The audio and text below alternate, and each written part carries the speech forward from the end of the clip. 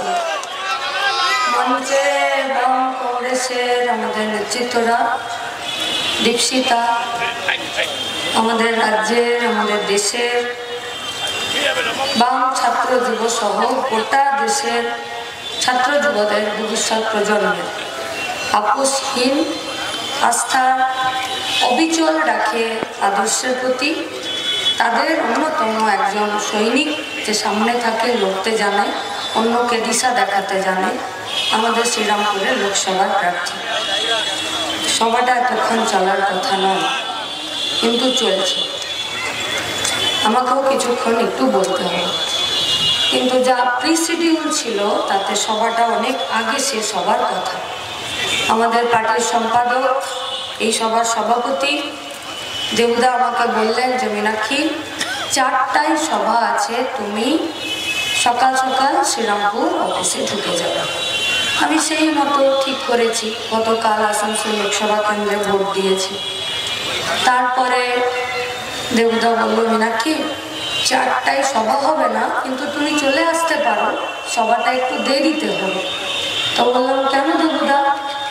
দেবুদা বলেন, যা বুঝলাম তাতে হলো কল্যাণবাবু খুব ছড়িয়ে ফেলেছিলেন, দিদিমণি গুটাতে এসেছিলেন। গুটাতে এসে সময় গোলমাল হয়ে গেছে। ফলে মায়েশের রথের মাঠে আমাদেরকে রাত পর্যন্ত মানুষের কাছে অষ্টাদশ লোকসভাতে দেশ বাঁচানোর কথা আমাদেরকে বলতে হচ্ছে। এবার এইটা যখন একজন বলছেন, তখন একজন বলছেন, দিদি গুটাতে আসেন। তো কেন এসেছিল ভাই? বললো, টিএমসির নাতিদের দাদুর নাম মনে ঘরাতে এসেছিল। নাতিরা দাদুর নাম ভুলে গেছে, জানেন তো? শুনেছেন? এবার প্রশ্ন হলো, কেন ভুলে গেছে?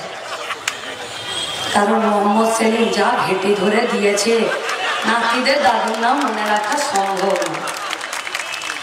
আর দীপশিতাকে আমি অনুরোধ করব যে, দীপশিতা, লড়াইটা দেশ বাঁচানো। তুই আমার থেকে অনেক ছোট, অনেক সময় পাবি কল্যাণবাবুর কথার জবাব দেওয়ার জন্য, কিন্তু ফালতু জিনিসে মাথা লাগাবি না, নোংরা জিনিসে মাথা লাগাবি। আমাদের পার্টি বাম কংগ্রেস দীপশিতাকে আমরা পার্লামেন্টে দেখতে চাই দেশ বাঁচানোর জন্য। শ্রীরামপুরের বেকার ছাত্র যুবগুলো না বাঁচলে দেশ বাঁচতে পারবে না। তাই শ্রীরামপুরের বেকার ছাত্র যুবদেরকে বাঁচার জন্য আমাদের দীপশিতা, আমাদের লড়াইয়ের সৈনিক। কিন্তু ওই গায়ের কথা আছে, ছাপা কেন ডেলালি ভালো মনে করাবে। শুনেছেন এসব কথা? ডেলালি মানে হচ্ছে ডেলানো, ডেলানো মানে হচ্ছে ঢিল ছোড়া। আপনারা সব শহরের লোক ঢিল ছুড়তে এইসব কথা বলে, আর আমরা গায়ের লোক আমাদেরকে বলে ডেলাচ্ছে, মানে ঢিল ছুড়ছে। তো বলতো, খেপাকে কখনো ঢিল ছুড়বি না। খেপাকে একবার যদি ঢিল ছুড়িস, খেপা সারা দিন ঢিল ছুড়তে থাকবে। খেপা কেন ডেলালি ভালো মনে করালো। আচ্ছা বলুন, কত অপদার্থ গণ্ডমূর্খ কেউ হলে এরকম হয় যে বলছে ও বিয়ে করেনি বলে ভোট দেয়নি। আপনার তো অনেকে বিয়ে করেনি, তাহলে তাদেরকে ভোট দেবে তো মানুষ? লড়াইটা এখানে নয়, লড়াইটা বেঁচে থাকা, লড়াইটা দেশকে বাঁচানো। আমরা ওই পার্টির পক্ষ থেকে আপনাদের কাছে আবেদন করতে এসেছি, ভোট দিন আমাদেরকে। যে পার্টি পায়ের তলা জমি শক্ত করতে জানে, গরিব খেটে খাওয়া মেহনতি মানুষের আর মাথা উঁচু করে বেঁচে থাকার কথা শেখাতে জানে, বলতে জানে, এগোতে জানে। আমরা সেই লাল ঝান্ডার পার্টি থেকে আপনাদের কাছে ভোট চাইতে এসেছি। যে লাল ঝান্ডার পার্টিটা গায়ে গতরে খেটে থাকা শ্রমের দাম দিতে জানে, মর্যাদা দিতে জানে। আমরা সেই পার্টিটার থেকে আপনাদের কাছে ভোট চাইতে এসেছি। যে পার্টিটা যেদিনকে বুদ্ধদেব ভট্টাচার্য 2011-তে পশ্চিমবঙ্গে হেরে যায়, সেদিনকে 1326টা হেলথ সেন্টার থেকে 12,000 হেলথ সেন্টার তৈরি করে দিয়েছে, কিন্তু কোথাও নীল সাদা রং করেনি, লাল রং করে যায়নি। সেই পার্টিটার থেকে ভোট চাইতে এসেছি। আমরা ওই পার্টিটার থেকে ভোট চাইতে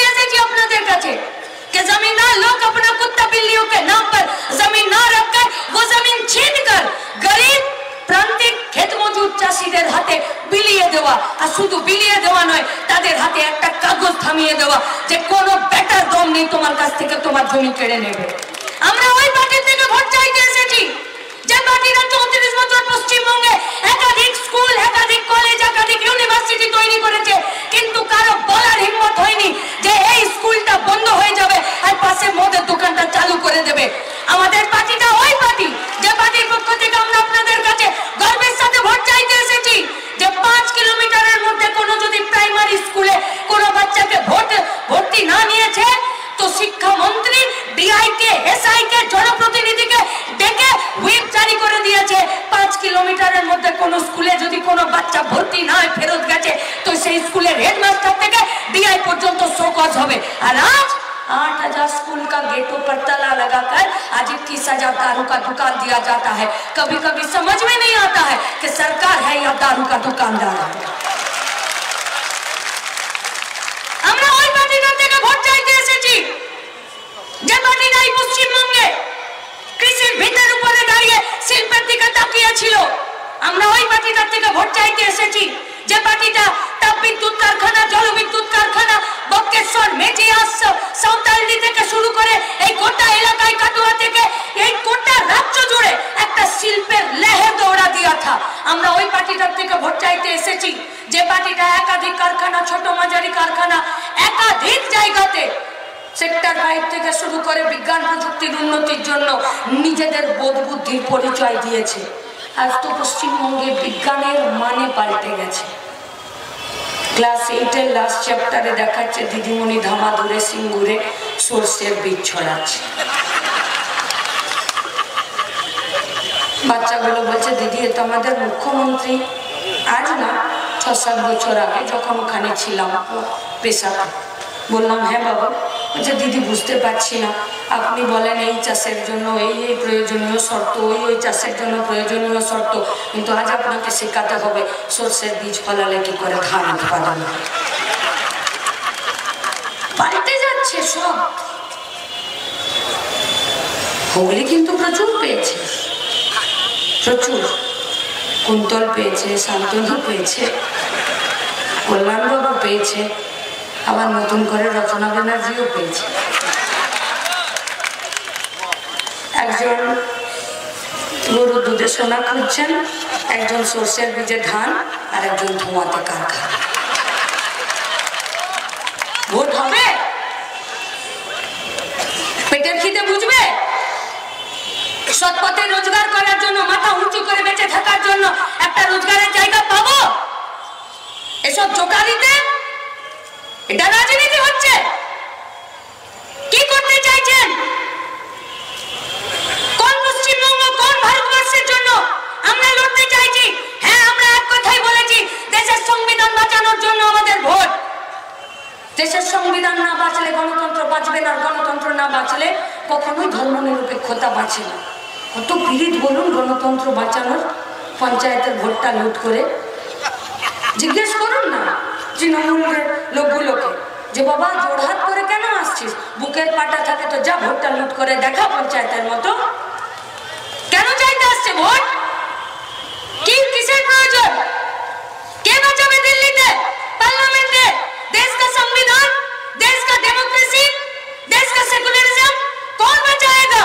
अरे যখন দেশের সংবিধান, দেশের গণতন্ত্র, দেশের সেকুলারিজমকে বন্ধক দেওয়ার জন্য, বেঁচে দেওয়ার জন্য যখন পার্লামেন্টে বিল পেশ হয়, তখন সবকটা তৃণমূলের নেতারা একসঙ্গে বাথরুম পেয়েছে। এরা বাঁচাবে? এরা নীতি আদর্শের দ্বারা কোন দেশটাকে আমাদের সামনে রাখতে চাইছে বিজেপি? কোন দেশটা যে দেশের সংবিধান থাকবে না আর মনুবাদের দ্বারা এই গোটা দেশটা চলবে? কোন দেশটাকে উপহার দিতে চাইছে বিজেপি? 353টা এমপিকে নিয়ে আর এবার বলছে 400টা। শুনুন, 200 যেতে যেতে প্যান্টের পিছনটা হলুদ হয়ে যাবে, পারবে না যেতে। হবে না, সম্ভব নয়। দেশের মানুষ খেটে ঘাম রক্ত দিয়ে দেশ তৈরি করেছে। কোন হিটলারের বাচ্চার হাতে আমরা আমাদের দেশ আর সংবিধানকে তুলে দেব না।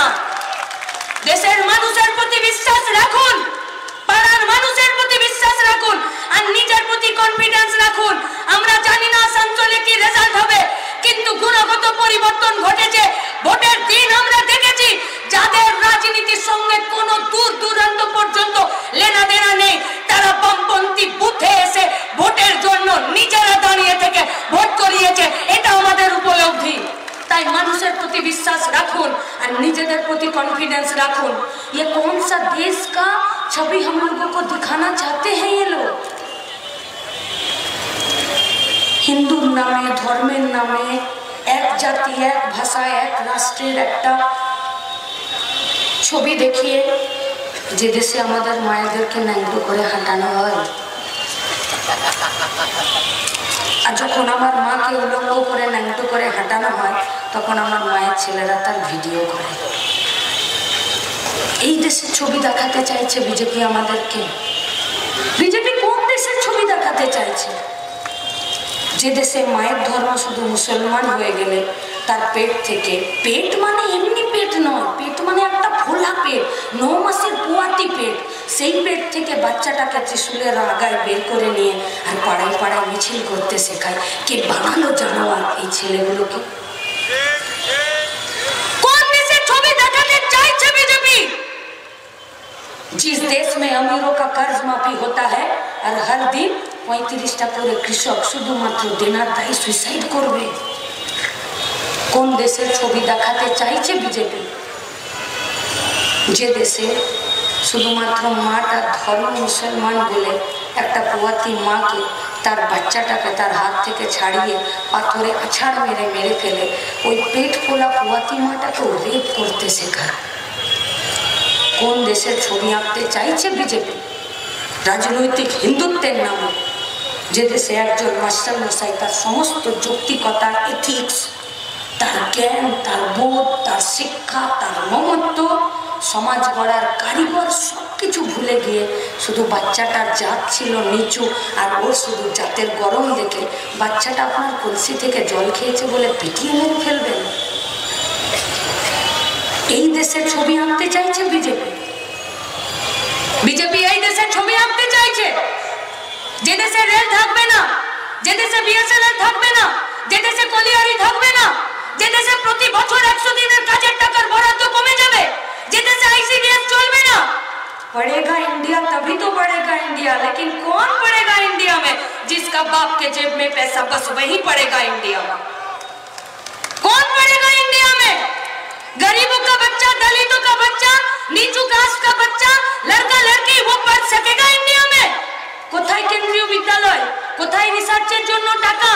কোথায় বাচ্চার পুষ্টির জন্য টাকা? কোথায় ভারতবর্ষের মেয়েদের জন্য টাকা? টিভিতে তো আগে দেখিয়ে দিচ্ছ গো যে প্রতি 9 জনে একটা মেয়ের হার্টফেরি রোগ হয়। হরলিক্স খাও, ওমেন হরলিক্স। পয়সা কে দেবে? তোমার বাপ। কে দেবে পয়সা? তোমার মুরদ আছে, তুমি রেশনে নাও, তুমি তো কৃষকের কাছ থেকে ফসল কিনবে না। তোমার তো আম্বানি আদানির সঙ্গে খুব পিড়ি। বিজেপি খুব রেগে বলছে তোদের দিদির পিড়িতে নেই। আমরা বললাম হ্যাঁ, পিড়িতি কাঁঠালের আঠা, ও আঠা লাগলে পরে ছাড়ে। কিন্তু বিজেপি আর তৃণমূলের মধ্যে যদি পীড়িত হয় বা আম্বানি আদানির সঙ্গে যদি পীড়িত হয়, আমাদের প্রশ্ন কাঁঠালের আঠাটা খেয়ে বিজেপি, তৃণমূল, আরএসএস না আম্বানি আদানি? কে দিল তো পয়সা বিজেপি পার্টিকে? কে? ইলেকট্রাল বন্ডে আপনার ওষুধের দাম বাড়ছে, আপনার জিনিসের দাম বাড়ছে, মুড়ির উপরে জিএসটি, নার্সিংহোমের বেডগুলোর উপরে জিএসটি, অক্সিজেনের উপরে জিএসটি, लेकिन पेट्रोल और डीजल पर नहीं जीएसटी बसेगा। क्यों? कारण पेट्रोल डिजले जो जीएसटी बसे ताहले आम्बानी आदानिर इनकाम कमे जाबे, और आम्बानी आदानिर जो इनकाम कमे जाए ताहले दादार और दिदी दुजोनेर हेलिकप्टारे करे भोटे चाওয়া बेरिये जाবে। ताहले कोन नीतिते देश चलছে? कोन नीतिते? পশ্চিমবঙ্গে তো ওই নীতি, শ্রীরামপুরের ভাইপোরা ভাগাড়ে যাক, দিদির ভাইপো ভালো থাক, একটাই নীতি। এই নীতিতে রাজ্য চলছে, এই নীতিতেই দেশ চলছে। গরিব খেটে খাওয়া মেহনতি মানুষের ইনকামের জায়গা নেই, গরিব খেটে খাওয়া মেহনতি মানুষের সব পথে রোজগার করে বাঁচার নেই। এই বিজেপি ভোট পাবে, পাবে না গোটা রাজ্যে, পাবে না গোটা দেশের মধ্যে। বিজেপি যে নীতি, যে রাস্তা, যে पॉलिसी इख्तियार आज ये लोग किए हैं, आज उस पॉलिसी, आज वो नीति, आज वो रास्ते पे इस देश को आगे ले जाना सिर्फ नामुमकिन नहीं, कोनों दिन সম্ভব না, হবে না, চলবে না এটা। তাহলে এই বিজেপির বিরুদ্ধে কে লড়বে? দিদি বলছে আমি লড়বো। তাহলে আপনার ঝুলিতে মুকুটমণি অধিকারী তো এখনো বিজেপির এমপি এমএলএ গো, ওকে নিয়ে তুমি কি লড়বে বিজেপির বিরুদ্ধে? তোমার ঝুলিতে রায়গঞ্জের কৃষ্ণ কল্যাণী, ওকে নিয়ে তুমি কি লড়বে বিজেপির বিরুদ্ধে? কি লড়বে তুমি বিজেপির বিরুদ্ধে? বিজেপির বিরুদ্ধে লড়তে গেলে যে বুকের পাটাটা লাগে সেটা তো ভাইপোকে দিয়ে বন্দুক দেওয়া আছে। কি লড়বে তুমি বিজেপির বিরুদ্ধে? কোন বিজেপির বিরুদ্ধে লড়বে? যে বিজেপির সঙ্গে তুমি ঘর করেছো, আজকে বলছো ডিভোর্স হয়ে গেছে, কালকে তো ফিরে বিয়ে করে নেবে তুমি। কোন বিজেপির বিরুদ্ধে লড়বে? পশ্চিমবঙ্গের শিক্ষা, ভারতবর্ষের শিক্ষা, এনআরসি, সিএএ, জিনিসপত্রের দাম, কোন বিষয়ের উপরে তুমি লড়বে? তোমার মূলত ছিল পশ্চিমবঙ্গে এই গোটা 2.5 বছর ধরে 100 দিনের কাজটা বন্ধ আছে, যে 100 দিনের কাজটা আনার জন্য পশ্চিমবঙ্গ থেকে দিল্লি পর্যন্ত লড়াই হয়েছে, সেই কাজটাকে নিয়ে আসার জন্য কে লড়বে? কে? এই তৃণমূল। চালাকি করে কখনো রাজ্য চলে গো? চালাকি করে রাজ্য চলে না।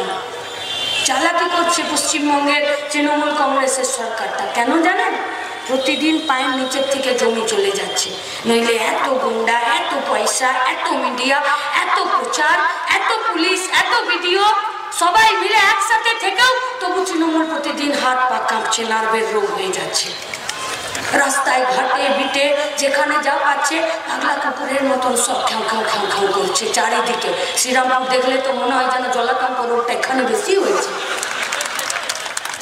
এটা রাজনীতির ভাষা, এটা রাজনীতির চত্বর, এটা রাজনীতির কাজ। এই তৃণমূল পারবে বিজেপির বিরুদ্ধে লড়তে? এই তৃণমূলের মুরদ আছে দেশটাকে বাঁচানোর জন্য, এই লড়াইয়ে থাকার জন্য, দেশটাকে বাঁচিয়ে দিয়ে পশ্চিমবঙ্গের বেকার ছেলে মেয়েদেরকে বাঁচানোর জন্য, লড়াইয়ে থাকার জন্য এই তৃণমূলের পার্টিটার বুকের জোর আছে। কেন গেল 26,000 ছেলে মেয়ের চাকরি? কেন? কে জবাব দেবে? কে দেবে জবাব? সরকারি উকিল কে? এই কেন্দ্রের বিদায়ী সাংসদ। কি করেছেন আপনি? শুধু আমাদের ট্যাক্সের টাকায় সরকারি উকিল থাকার জন্য মাসে মাসে লাখ লাখ টাকা পকেটে ভরেছেন, আর চোরগুলোকে বাঁচানোর জন্য পার্লামেন্ট, সুপ্রিম কোর্ট থেকে শুরু করে হাইকোর্ট পর্যন্ত আপনারা শুধু সওয়াল করেছেন। আমরা কুর্নিশ জানাচ্ছি এবিটিএকে, শিক্ষক সংগঠনকে, যে আপনারা পকেটের টাকা দিয়ে, সংগঠনের টাকা দিয়ে এই 26,000 ছেলে মেয়ে যারা যোগ্য তাদের চাকরি বাঁচানোর জন্য সুপ্রিম কোর্টে মামলা করেছেন, আরটিআই করছেন, লড়ছেন। আমরা রাজ্যের সমস্ত 26,000-এর যোগ্য প্রার্থীদেরকে বলছি, আসুন আমাদের সাথে, আপনাদের চাকরি থাকবে আর আমরা থাকবো। দেখে নেবো কার কত মুরদ আপনাদের চাকরি আপনাদের থেকে কেড়ে নেয়। আপনাদের চাকরির কন্টিনিউশন বজায় রাখতে হবে। কিন্তু অবাক লাগে যে এসএসসির কমিশনের চেয়ারম্যান তিনি ঘোষণা করছেন যে শুনুন দিদি, 26,000 তো চাকরি দিয়েছিলাম, 19,000 আমরা যোগ্যকে দিয়েছি, তো বাকি কথাটা বলো, পুরোটা বলো। আধা লাইন কেন বলছো? বলো যে 19,000 যোগ্য দিয়েছিলে, 8,000 অযোগ্য দিয়েছিলে সাদা খাতায়, সেটা বলো। বলছেন পশ্চিমবঙ্গে যারা যোগ্য প্রার্থী তারা শাস্তি পেয়েছে এ রাজ্যের সরকারের ঘুষের টেবিলের জন্য। পশ্চিমবঙ্গের বেকার ছাত্র যুবরা প্রতিদিন শাস্তি পাচ্ছে এ রাজ্যের তৃণমূল কংগ্রেস পরিচালিত সরকার এবং তাদের পরিচালনার নীতির জন্য। যদি আপনারা ঘুষের টেবিল না বসাতেন, যদি আপনারা ঘুষ নেবার জন্য মেশিনারি সেট না করতেন, পশ্চিমবঙ্গের বেকার ছেলে মেয়েরা ঘুষের টাকা জোগাড় করে সাদা খাতা জমা দিয়ে আপনাদের বাড়ির দরজায় লাইন দিয়ে দাঁড়িয়ে থাকতো না। পশ্চিমবঙ্গের তৃণমূল কংগ্রেস পরিচালিত রাজ্য সরকার আর এসএসসির কমিশন আজকে এদের দোষ। 28 জন জেলে আছে, তার মধ্যে 4 জন আছে যাদের নাম middleman. What is by middleman? দালাল বলে, দালাল। তার মানে পশ্চিমবঙ্গের তৃণমূল কংগ্রেস পরিচালিত সরকারটা, এসএসসি কমিশন, শিক্ষা দপ্তর, ক্যাবিনেট আর তার সাথে ফিনান্স মিনিস্ট্রি আর তার সাথে 5 জন দালাল, এরা মিলে গোটা পশ্চিমবঙ্গের বেকার ছেলে মেয়েদেরকে একটা ভাগাড়ের রাস্তা দেখিয়েছে। পশ্চিমবঙ্গের বেকার ছেলে মেয়েরা কেউ সাদা খাতা জমা দিয়ে ঘুষ দিয়ে চাকরি পাওয়ার এই যে সাহসটা করেছে, এটা পশ্চিমবঙ্গের তৃণমূল কংগ্রেস পরিচালিত সরকারের দিয়ে। তাই আমাদের কাছে বিপদটা বড়, বিরাট বড় বিপদ। শিল্পাঞ্চল এলাকায় থাকি, চোখের সামনে দেখি এনএইচের মোড়ে দাঁড়িয়ে থাকতে, চোখের সামনে দেখি ওপেন কাস্ট মাইন্স থেকে ভোরবেলাতে কয়লা তুলে সাইকেলে করে বিক্রি করে দিতে, চোখের সামনে দেখি ন্যাশনাল হাইওয়েতে হেভি লোডের গাড়ির সাথে পুলিশের সাথে হাতাত করে কি করে মোড়ে মোড়ে দাঁড়িয়ে থেকে বাইকে করে ছেলেগুলো দাঁড়িয়ে থাকে, আর কোন ট্রাক যদি রেখে যায় কি করে তাদের উপরে রান ওভার করে দিয়ে চলে যায়। চোখের সামনে দেখেছি ওপেন কাস্ট মাইন্স গুলোতে জেসিবি লাগিয়ে গাড়ি নামিয়ে সেখান থেকে কয়লা তুলে লোডিং আনলোডিং করতে গিয়ে কি করে প্রত্যেক দিনের যারা কন্ট্রাকচুয়াল লেবার আছে তারা ওই কয়লা চাপা পড়ে মরে যায়, আর তাদের ডেড বডিটা কেউ ক্লেম পর্যন্ত করে না তাদের বাড়ির লোক। কারণ যদি তার বাড়ির লোক ওই ডেড বডিটা ক্লেম করে তাহলে গোটা বাড়িটা কয়লা চুরির দায়ে জেলে চলে যাবে।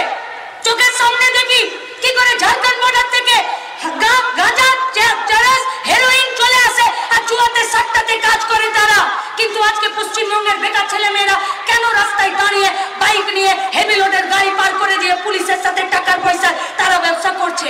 কেন আজকে ওপেন কাস্ট মাইন্স থেকে শুরু করে চাল চুরি আর বালি চুরি আর গরু চুরিতে পাচারের কাছে বাচ্চাদের পাচারের কাছে কেন পশ্চিমবঙ্গের বেকার ছেলে মেয়েগুলো আজকে আমরা নাম লেখাচ্ছি? কেন এই সাহস আমরা করছি যে চাকরির পরীক্ষায় পাস করার দরকার নেই, বাপের কিডনি বিক্রি করে যদি লাখ টাকার মায়ের গয়না বন্ধ করে যদি লাখ লাখ টাকা নিজের পকেটে জোগাড় করতে পারি তাহলে চাকরি পাবো? কি করে আমরা পশ্চিমবঙ্গের বেকার ছেলে মেয়েরা এই সাহস করছি যে যদি রাতের অন্ধকারে কারো চোরনাটা টেনে নি আর কারোর সাথে যদি দুষ্কর্ম করি পুলিশ আছে আমাকে বাঁচিয়ে নেবে, কারণ কোন তৃণমূল নেতাকে ফোন ধরিয়ে দেবো? কেন? কারণ গোটা পশ্চিমবঙ্গে আজকে এই দুর্নীতি, বেআইনি, ঘুষ, পাচার আর সৎ পথে না পাচার একটা রাস্তা খুলে দিয়েছে পশ্চিমবঙ্গের সরকার। সবাই আছে এর সাথে, পুলিশ আছে এর সাথে, ডিএম আছে এর সাথে, এসপি আছে এর সাথে, বিডিও গুলো আছে এর সাথে, কিছু সরকারি কর্মচারীরাও আছে এর সাথে। আপনাদেরকেও আমি বলতে চাইছি সময় আছে, सुधरे जान, नहीं तो अगर हम लोग बिगड़ जाएंगे तो आप लोगों का सुधरने का मौका नहीं मिलेगा। কোন রাজনৈতিক দল একা দুর্নীতি করতে পারে না যদি সরকারি লোকজনরা তাদের সাথে যুক্ত না থাকে। তাহলে সরকারি লোকজনদেরকে আইন অনুযায়ী কাজ করতে কারা বাধা দিচ্ছে? সরকারি লোকজনদেরকে সংবিধান অনুযায়ী কাজ করতে কারা বাধা দিচ্ছে? গোটা এলাকায় আইনের শাসন প্রতিষ্ঠা করতে কারা বাধা দিচ্ছে? আর এই প্রশাসনে এই অবস্থাতে আপনি যতই আপনার ছেলে মেয়ে শিক্ষিত হোক, হাই বিদেশ চলে যেতে হবে, নইলে পরিযায়ী শ্রমিক হতে হবে, নইলে এই রাজ্যে হতাশাগ্রস্ত হয়ে প্রতিদিন সুইসাইডের রাস্তা তাদেরকে এখতিয়ার করতে হবে, আর নইলে পাচারের কাজে লুটের কাজে নিজের নাম লেখাতে হবে। তাই দীপশিতা জিতলে সেলফি তুলে বাড়ি আসবে না। দীপশিতা জিতলে শ্রীরামপুরের সাথে গোটা পশ্চিমবঙ্গের, গোটা ভারতবর্ষের বেকার খেটে খাওয়া মেহনতি মানুষের পরিবারের বেকার ছেলে মেয়েরা যারা মাথা উঁচু করে বেঁচে থাকার জন্য সৎ পথে একটা রোজগারের জায়গা চায়, যার মেধা আছে সে মেধা খাটাবে, যার কতর আছে সে কতর খাটাবে, তার রাস্তা তৈরি করতে আমরা দীপশিতাকে পাঠাচ্ছি। আর দীপশিতারা এই কাজটা করেই দম নেবে। তাই আপনাদেরকে আমাদের সাথে থাকতে হবে। না ভিক্ষা করতে আসিনি, দাবি করতে এসেছি। জিতবো আমরা এই শ্রীরামপুর লোকসভাতে, যাবে দীপশিতা এমপি হয়ে, কারণ এটা আমার বাঁচার লড়াই, আমার পরিবারের বাঁচার লড়াই, আর আপনার পরিবারের বাঁচার লড়াই। কি পেল শ্রীরামপুর? 1000 একর জমি বামফ্রন্টের সময়কালে অধিকৃত হয়ে আছে, আজকে সেখানে প্রমোটারি হচ্ছে। কি পেল শ্রীরামপুর? কোথায় গেল সিল্ক হাব? 2014 আর 15 সালে এই সিল্ক হাবটা তৈরি করার কথা। ওই তো রাজ্যধরপুর, ওই তো নওগাঁ, ওই তো পেয়ারাপুকুর, এই তো এলাকাগুলোতে যে ছোট ছোট সিল্কের প্রিন্টের যে মেশিনগুলো, যে কারখানাগুলো ছিল, যেগুলোতে এক সময় 40-50 জন করে কাজ করতো বিজেপি সরকারের জিএসটির জন্য, সেই কারখানাগুলো ধসে গেছে, আধা তারও পৌনে গিয়ে কাজ করছে। এক সময় এই কারখানাগুলোতে যেখানে 1.5 লাখ টাকার মাসে বিক্রি হতো, আজ সেখানে 30,000 টাকার বিক্রি হচ্ছে। কোথায় গেল এই শ্রমিকগুলো? এই শ্রমিকগুলো সব ওয়েটিং এর টিকিট কেটে আর উইদাউট রিজার্ভেশনে আর বিনা টিকিটে আজকে ছেলে মেয়েগুলো সব দক্ষিণের রাজ্যগুলোতে চলে যাচ্ছে পরিযায়ী শ্রমিক হয়ে। কি পেল শ্রীরামপুর? কি পেল শ্রীরামপুর? পেল এখানে যে সিল্ক হাবটা যদি তৈরি হয়ে যেত, সেই সিল্ক হাবের কাছে সব কারখানাগুলো এক জায়গায় যদি তৈরি হয়ে যেত, 1000 একর জমি, যে জমিটা ফাঁকা পড়ে আছে, সেই জমিটা আজকে জলে জঙ্গলে আর মজে যাওয়া পুকুরে ভরে আছে, সেখানে যদি আজকে কারখানা হতো, কটন মিলগুলো, জুট মিলগুলো আজকে যদি চলতো, তাহলে কি কাজ হতো না? আরে কিছু হোক আর না হোক, আমার হুগলি ছেলে মেয়ে